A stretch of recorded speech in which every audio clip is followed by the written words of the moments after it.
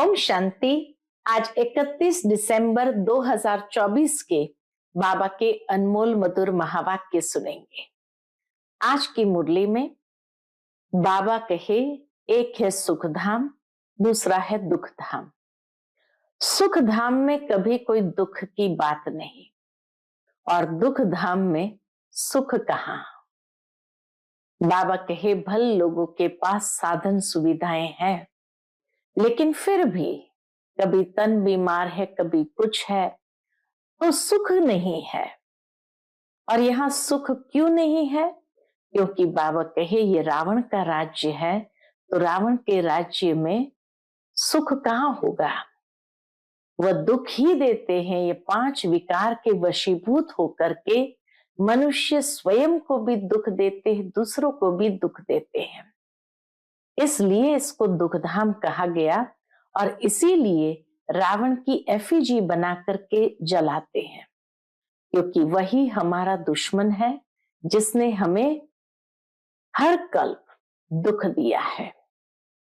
साथ ही बाबा कहे कि बच्चे, तुम्हें ये पढ़ाई कभी भी मिस नहीं करनी चाहिए और पढ़ाई के अंदर कभी कोई बात में संशय नहीं आना चाहिए। जितना पढ़ते जाएंगे उतना बाबा के दिल को जीतते जाएंगे। पढ़ाई से ही बाबा का दिल जीतते हैं और दूसरा भगवान के दिल को जीतने का आधार है सच्चाई, सफाई। बाबा कहे परमात्मा अविनाशी सर्जन है, तो सर्जन से कभी भी कोई बीमारी छिपानी नहीं है। जितना सच्चाई से उनको बताते जाएंगे तो बाबा शिक्षा भी देंगे, साथ में उनकी आशीर्वाद, दया और कृपा यह भी प्राप्त होगी। तो बाबा से दया व कृपा मांगनी नहीं है, लेकिन स्वयं पर कृपा करो। ऐसा पुरुषार्थ करे जो बाप के दिल को जीत ले। तो सुनते हैं आज के बाबा के अनमोल मधुर महावाक्य। ओम शांति। मीठे बच्चे, बाप जो रोज रोज पढ़ाते हैं, ये पढ़ाई कभी मिस नहीं करनी है। इस पढ़ाई से ही अंदर का संशय दूर होता है। आज की मुरली से प्रश्न है, बाप के दिल को जीतने की युक्ति क्या है? उत्तर, बाप के दिल को जीतना है तो जब तक संगम युग है तब तक बाप से कुछ भी छिपाओ नहीं। अपने कैरेक्टर्स पर पूरा पूरा ध्यान दो। अगर कोई पाप कर्म हो जाता है तो अविनाशी सर्जन को सुनाओ तो हल्के हो जाएंगे। बाप जो शिक्षा देते हैं यही उनकी दया, कृपा व आशीर्वाद है। तो बाप से दया व कृपा मांगने के बजाय स्वयं पर कृपा करो। ऐसा पुरुषार्थ कर बाप के दिल को जीत लो। ओम शांति। अभी रूहानी बच्चे यह तो जानते हैं कि नई दुनिया में सुख है, पुरानी दुनिया में दुख है। दुख में सभी दुख आ जाते हैं, दुख में हर प्रकार का दुख आ जाता है और सुख में सभी सुख में आ जाते हैं। सुख की दुनिया में दुख का नाम निशान नहीं, तो जहां दुख है वहां सुख का नाम निशान नहीं। जहां पाप है वहां पुण्य का नाम निशान नहीं, जहां पुण्य है वहां पाप का नाम निशान नहीं। वह कौन सी जगह है? एक है सतयुग, दूसरा है कलयुग। यह तो बच्चों की बुद्धि में जरूर होगा ना। अभी दुख का समय पूरा होता है और सतयुग के लिए तैयारी हो रही है। हम अभी इस पतित छिछी दुनिया से उस पार सतयुग अर्थात राम राज्य में जा रहे हैं। नई दुनिया में है सुख, पुरानी दुनिया में है दुख। ऐसा नहीं जो सुख देता है वही दुख भी देता है, नहीं। सुख बाप देते हैं, दुख माया रावण देता है। उस दुश्मन की एफिजी हर वर्ष जलाते हैं। दुख देने वालों को हमेशा जलाया जाता है, जो दुख देता है उनको हमेशा जलाया जाता है। बच्चे जानते हैं जब उसका राज्य पूरा होता है तो फिर हमेशा के लिए खलास हो जाता है। ये 5 विकार हमेशा के लिए समाप्त हो जाते हैं। 5 विकार ही सबको आदि मध्य अंत दुख देते आए हैं। तुम यहाँ बैठे हो तो भी तुम्हारी बुद्धि में यही रहे कि हम बाबा के पास जाए। रावण को तो तुम बाप नहीं कहेंगे। तब सुना है रावण को परमपिता परमात्मा कोई कहते हैं? कभी भी नहीं। नहीं समझते लंका में रावण था, बाप कहते ये सारी दुनिया ही लंका है। कहते हैं वास्को डिगामा ने चक्कर लगाया, पृथ्वी का चक्कर लगाया स्टीमर व बोट के द्वारा। जिस समय उसने चक्र लगाया उस समय एरोप्लेन आदि नहीं थे, ट्रेन भी स्टीम पर चलती थी, बिजली अलग चीज है। अब बाप कहते हैं दुनिया तो एक ही है, नई से पुरानी, पुरानी से नई बनती है। ऐसे नहीं कहना होता है कि स्थापना पालना विनाश, नहीं, पहले स्थापना फिर विनाश, बाद में पालना। पहले स्थापना होती है, फिर दुनिया का विनाश होता है और फिर बाद में नई दुनिया में पालना होती है। यह राइट अक्षर है। बाद में रावण की पालना शुरू होती है, द्वापर के बाद फिर रावण की पालना शुरू होती है। वह झूठी विकारी पतित बनने की पालना है जिससे सब दुखी होते हैं। बाप तो कभी किसको दुख नहीं देते। यहाँ तो तमो प्रधान बनने के कारण बाप को ही सर्वव्यापी कह देते हैं। परमात्मा को मानते भी नहीं और सर्वव्यापी कह देते। देखो क्या बन पड़े हैं। यह तो तुम बच्चों को चलते फिरते बुद्धि में रहना चाहिए, है तो बहुत सहज। ज्ञान चलते फिरते बुद्धि में रहना चाहिए क्योंकि ज्ञान बहुत सिंपल है, सिर्फ अलफ की बात है। मुसलमान लोग भी कहते हैं उठकर अल्लाह को याद करो, खुद भी सवेरे उठते हैं, वह कहते हैं अल्लाह व खुदा को याद करो। तुम कहेंगे बाप को याद करो। बाबा अक्षर बहुत मीठा है। अल्लाह कहने से वर्षा याद नहीं आएगा, बाबा कहने से वर्षा याद आता है। मुसलमान लोग बाप नहीं कहते, परमात्मा को अल्लाह को बाप नहीं कहते हैं, वह फिर अल्लाह मियाँ कहते हैं। मियाँ बीबी ये सभी अक्षर भारत में है। परम पिता परमात्मा कहने से ही क्या याद आएगा। बाबा कहे जैसे ही परम पिता परमात्मा कहते हैं तो शिवलिंग याद आ जाएगा। यूरोप वासी लोग गॉड फादर कहते हैं। भारत में तो पत्थर बित्तर को भी भगवान समझ लेते हैं। शिवलिंग भी पत्थर का होता है, समझते हैं इस पत्थर में भगवान बैठा है। भगवान को याद करेंगे तो पत्थर ही सामने आ जाता है। पत्थर को भगवान समझ पूछते हैं पत्थर कहाँ से आता है? पहाड़ों के झरनों से। पहाड़ों के झरनों से गिरते गिरते गोल चिकना बन जाता है, फिर कैसे नेचुरल निशान भी बन जाते हैं, उस पत्थर के ऊपर नेचुरल निशान भी बन जाते हैं। देवी देवताओं की मूर्ति ऐसी नहीं होती है। पत्थर काट काट कर कान मुंह नाक आंख आदि आदि कितना सुंदर बनाते हैं, खर्चा बहुत करते हैं। शिव बाबा की मूर्ति पर कोई खर्चे आदि की बात ही नहीं। नदियों से जाकर गोलाकार का पत्थर ले आते रख देते हैं, तो कोई खर्चे की बात ही नहीं है। अभी तुम बच्चे समझते हो हम सो देवी देवता चैतन्य में खुद बन रहे हैं। चैतन्य में होंगे तब पूजा आदि नहीं होंगी। जब पत्थर बुद्धि बनते हैं तब पत्थर की पूजा करते हैं। चैतन्य है तो पूज्य है, फिर पुजारी बन जाते हैं। द्वापर के बाद फिर पुजारी बन जाते हैं। वहां न कोई पुजारी होते और न कोई पत्थर की मूर्ति होती। सतयुग में कोई भी पुजारी नहीं, कोई भी पत्थर की मूर्ति नहीं, दरकार ही नहीं।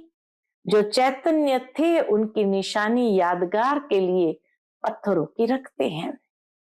अभी इन देवताओं की कहानी का तुमको मालूम पड़ गया है कि इन देवताओं की जीवन कहानी क्या थी। फिर से वही रिपीट होती है। आगे ये ज्ञान चक्षु नहीं था, तो जैसे कि पत्थर बुद्धि थे। अभी बाप द्वारा जो ज्ञान मिला है, ज्ञान एक ही है, ज्ञान एक ही है, परंतु उठाने वाले नंबरवार है। तुम्हारी रुद्र माला भी इसी धारणा के अनुसार बनती है। जितना जितना ज्ञान को धारण किया, उतना बाबा कहे रुद्र माला में पिरो जाते हैं। एक है रुद्र माला, दूसरी है रुंड माला। एक है ब्रदर्स की, दूसरी है ब्रदर्स और सिस्टर्स की। यह तो बुद्धि में आता है। हम आत्माएं बहुत छोटी छोटी बिंदी मुआफिक है। गायन भी है, ब्रुकुटी के बीच चमकता है अजब सितारा। अभी तुम समझते हो हम आत्मा चैतन्य है, एक छोटे सितारे मिसल है। फिर जब गर्भ में आते हैं तो पहले कितना छोटा पिंड होता है, फिर कितना बड़ा हो जाता है। वही आत्मा अपने शरीर द्वारा अविनाशी पाठ बजाती रहती है। इस शरीर को ही फिर सब याद करने लग पड़ते हैं। ये शरीर ही अच्छा बुरा होने कारण सबको आकर्षित करता है। सतयुग में ऐसे नहीं कहेंगे कि आत्म अभिमानी बनो, अपने को आत्मा समझो। यह ज्ञान तुम्हें अभी ही मिलता है। क्यों? क्योंकि तुम जानते हो अभी आत्मा पतित बन पड़ी है। पतित होने कारण जो काम करती है वह सभी उल्टा हो जाता है। बाप सुलटा काम कराते हैं, माया उल्टा काम कराती है। माया एकदम बुद्धि को फेर देती है तो उल्टा काम करते हैं, उल्टे कर्म हो जाते हैं। और बाबा आकर ज्ञान देकर समझदार बनाकर सुलटे काम कराते हैं। सबसे उल्टा काम है कौन सा? बाप को सर्वव्यापी कहना। आत्मा जो पाठ बजाती है वह अविनाशी है, उनको जलाया नहीं जाता है। आत्मा को न जलाया जाता है, न भिगोया जाता, न सुखाया जाता है। उनकी तो पूजा होती है। शरीर को जलाया जाता है। आत्मा जब शरीर छोड़ती है तो शरीर को जलाते हैं।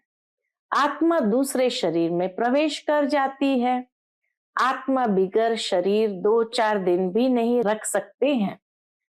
कई तो फिर शरीर में दवाइयां आदि लगाकर रख भी देते हैं।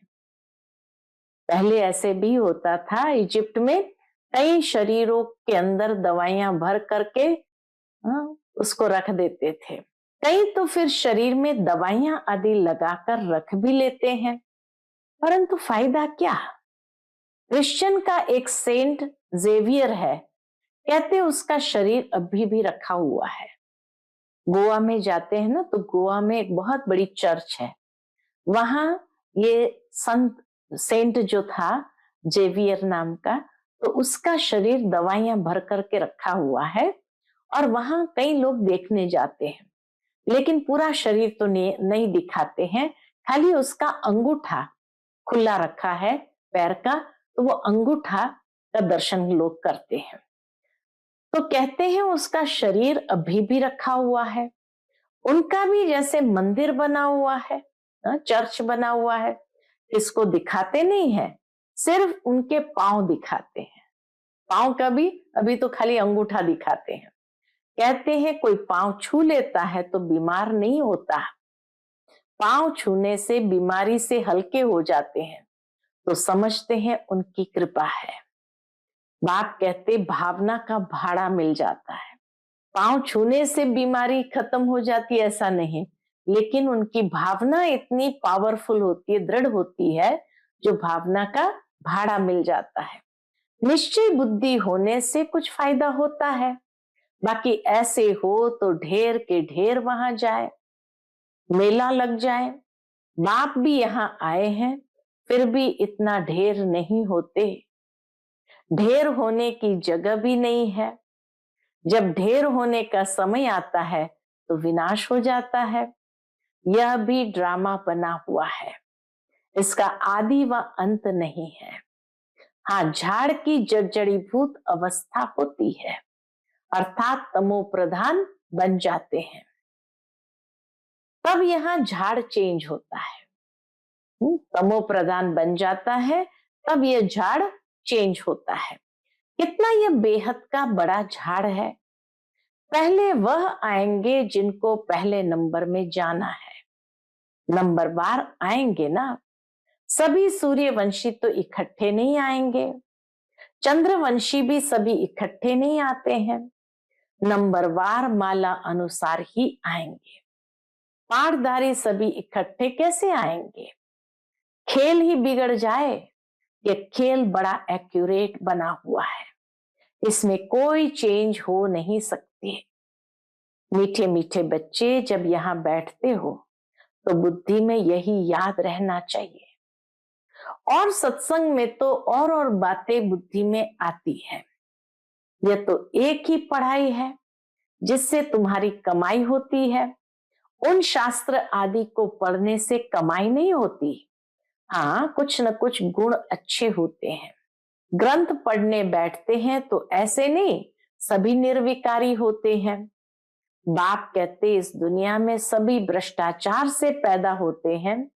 तुम बच्चों से कहीं पूछते हैं वहां जन्म कैसे होगा? बोलो, वहां तो 5 विकार ही नहीं।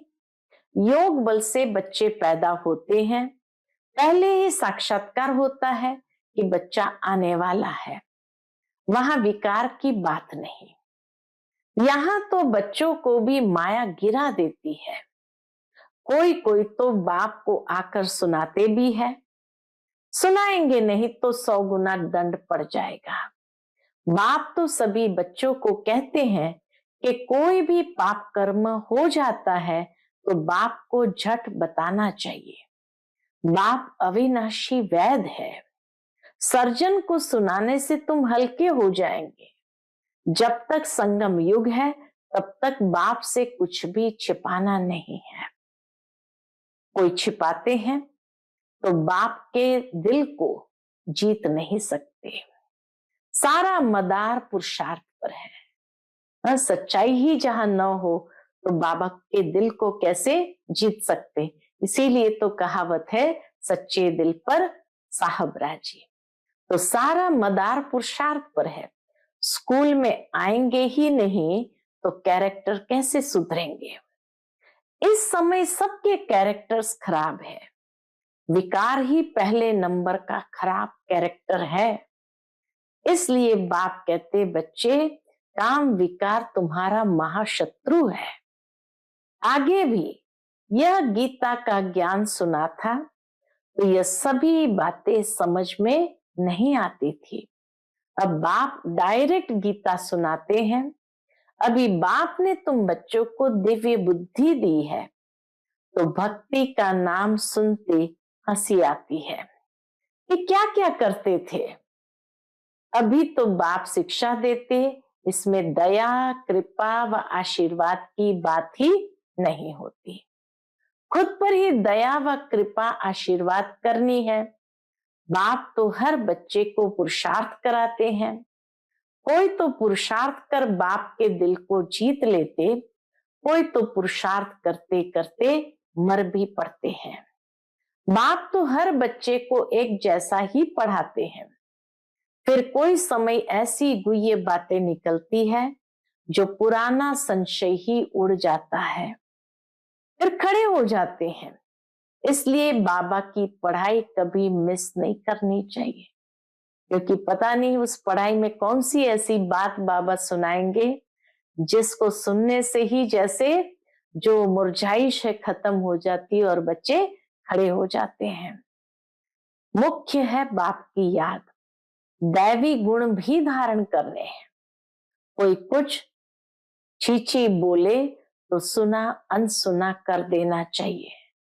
Hear no evil, see no evil, talk no evil। उच्च पद पाना है तो मान अपमान, दुख सुख, हार जीत सब सहन करना है। कितना सुंदर बाबा हमें जीवन में संतुलन लाना सिखाते हैं। बाप कितनी युक्तियां बतलाते हैं, फिर भी बच्चे बाप का भी सुना अनसुना कर देते हैं, तो वो क्या पद पाएंगे? भगवान का डिसरिगार्ड किया सुना अनसुना करके, तो वो क्या पद पाएंगे? बाप कहते जब तक अशरीरी नहीं बने हैं तब तक माया की कुछ न कुछ चोटें लगती रहेगी। बाप का कहना नहीं मानते तो बाप का डिसरिगार्ड करते हैं। बहुत सूक्ष्म बात पर बाबा हमारा अटेंशन खिंचवाते हैं कि कोई भी श्रीमत की अवज्ञा नहीं करनी है। बाबा जो श्रीमत दे रहे हैं उस श्रीमत को समझते हुए एक्यूरेट उसको फॉलो करना है। नहीं करते हैं माना बाप का डिसरिगार्ड करते हैं। फिर भी बाप कहते बच्चे सदा जीते जागते रहो, हाँ, दुआएं देते हैं और बाप को याद कर ऊंच पद पाओ। अच्छा, मीठे मीठे सिकिलते बच्चों प्रति माता पिता बाप दादा का याद प्यार। Good morning. रूहानी बाप की रूहानी बच्चों को नमस्ते। हम सभी रूहानी बच्चों की रूहानी माता पिता बाप दादा को याद प्यार, गुड मॉर्निंग और नमस्ते। नमस्ते, शुक्रिया बाबा, शुक्रिया। आज की मुरली से धारणा के लिए मुख्य सार। पहली पॉइंट, कोई भी उल्टी सुल्टी बातें करे तो सुना अनसुना कर देना है। Hear no evil, see no evil, talk no evil. दुख सुख मान अपमान सब कुछ सहन करना है। दूसरी पॉइंट, बाप जो सुनाते हैं उसे कभी सुना अनसुना कर बाप का डिसरिगार्ड नहीं करना है। माया की चोट से बचने के लिए क्या करो? माया की चोट से बचने के लिए अशरीरी रहने का अभ्यास जरूर करना है। आज का बाप दादा का मधुर वरदान हम बच्चों के प्रति है, बाप समान रहम दिल बन सबको क्षमा कर स्नेह देने वाले मास्टर दाता भव। बाप समान रहम दिल बन सबको क्षमा कर स्नेह देने वाले मास्टर दाता भव। जैसे बाप को रहम दिल मर्सीफुल कहते हैं, ऐसे आप बच्चे भी मास्टर रहम दिल हो। जो रहम दिल है वही कल्याण कर सकते हैं, अकल्याण करने वाले को भी क्षमा कर सकते हैं। वह मास्टर स्नेह के सागर होते हैं, उनके पास स्नेह के बिना और कुछ है ही नहीं। वर्तमान समय संपत्ति से भी ज्यादा स्नेह की आवश्यकता है। वर्तमान समय में लोगों को संपत्ति से भी ज्यादा स्नेह की आवश्यकता है, इसलिए मास्टर दाता बन सबको स्नेह देते चलो, कोई भी खाली हाथ न जाए। आज का स्लोगन है, तीव्र पुरुषार्थी बनने की चाहना हो तो जहां चाह है वहां राह मिल जाएगी। तीव्र पुरुषार्थी बनने की चाहना हो तो जहां चाह है वहां राह मिल जाएगी। अच्छा, ओम शांति।